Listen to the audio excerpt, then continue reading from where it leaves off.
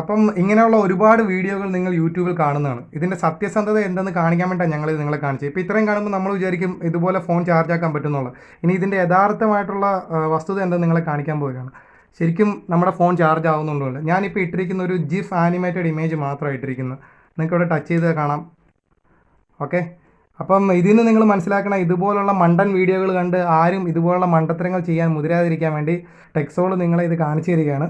അപ്പം ഇനിയുള്ള ഇങ്ങനത്തെ വീഡിയോകൾ കാണുമ്പോൾ ചാടിക്കയറി ചെയ്യാൻ പോകുന്നതിന് മുമ്പ് അതിൻ്റെ ലോജിക്ക് ചിന്തിക്കുക. ഇതൊന്നും നടക്കുന്ന കാര്യങ്ങളല്ല, അത് മനസ്സിലാക്കണം.